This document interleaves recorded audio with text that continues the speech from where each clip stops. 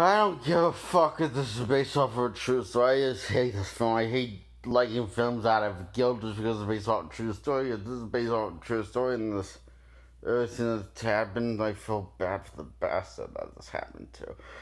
And I feel bad for hating on the film, but you know what you gotta do? You had a hate on something, you gotta live your life your way, and no one else's way, by the book. You have to live by your own book. And as long as it's not hurting people. But yeah.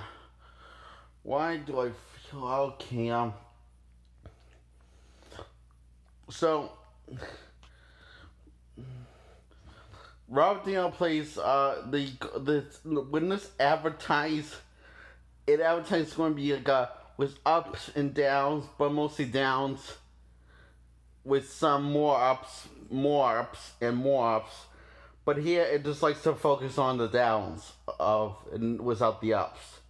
So it's out of balance. So the part of the film, and that's my problem with the film, we only focus on the downs but no of the ups.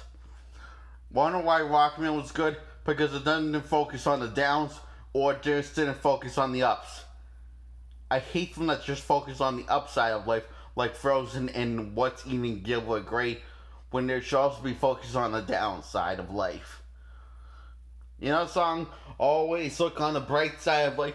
Well, there's no bright side of life if there's not a dark side to look on.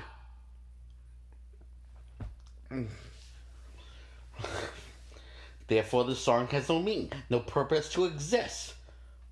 Why am I analyzing the bright side of life from The Life of Brian?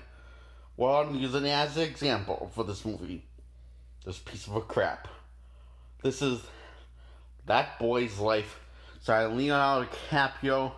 A much more kind of almost as talented. Okay, this is talented as Robert De Niro. So Robert De Niro plays this abusive dude who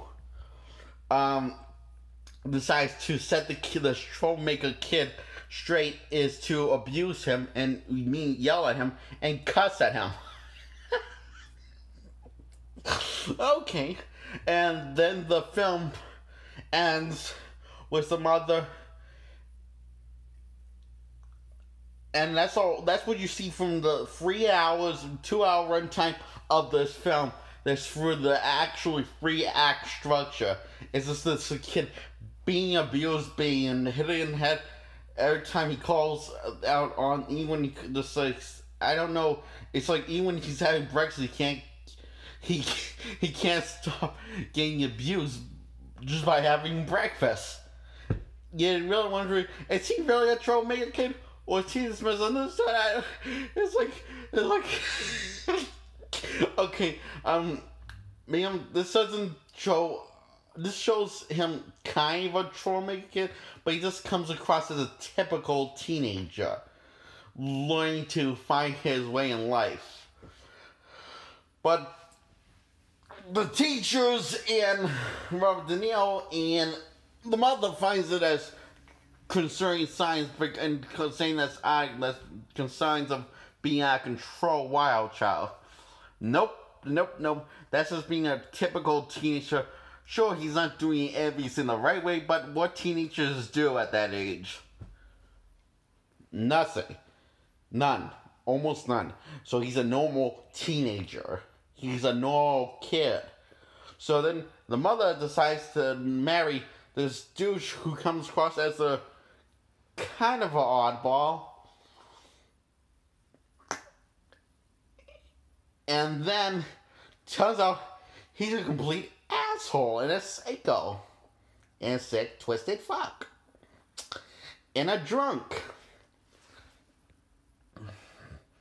All the time. He's nothing but that.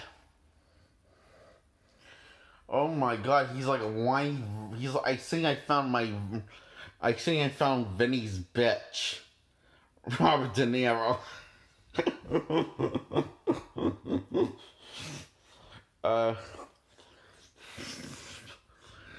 And those who don't know who Vinny is, in case you're new to my channel, Vinny's the abuser that abused me for 7 years while I was with his mom.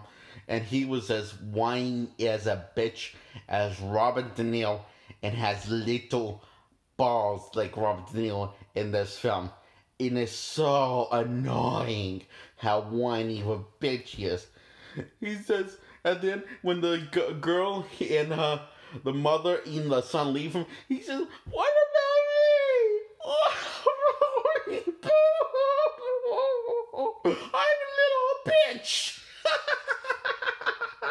Oh, and then the mothers and the son decide to separate, go their separate ways.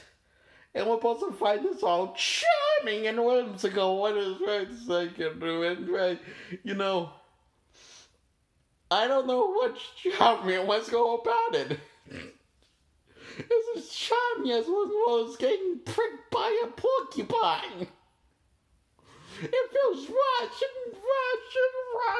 not that focus on the fleshed out, the charming moments. And the mean moments feel too fleshed out, too focused on. And the whole film's like that. That's the best I can describe. And I'm giving this a 0 out of 10 because I just hated this. No film besides M. Night Shyamalan in The Last Airbender has pissed me off more than this.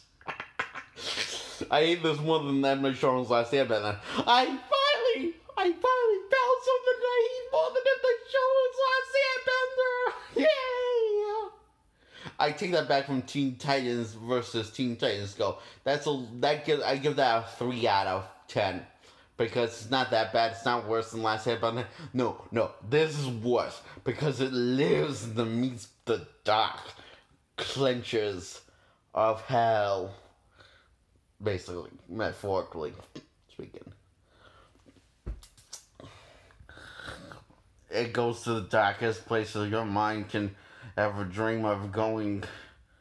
This film. Because it lives just like Matilda, it loves to live in the mean-spirited nature of this film.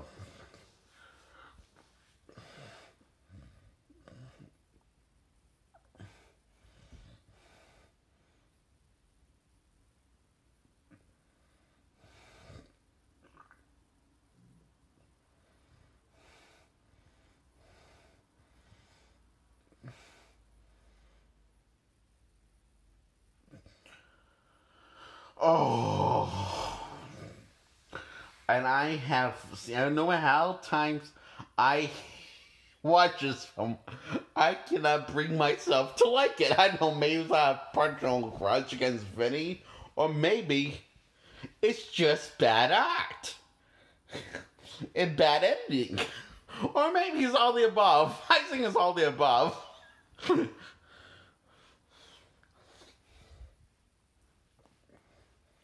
Because it feels like this huge chunks missing from the third act. Like the bright side of life. But no, we only have to focus on the dark side of life. Because everything's dark and meaningless. Blah, blah, blah, blah, blah. That's all. I'm not going to drag this on anymore.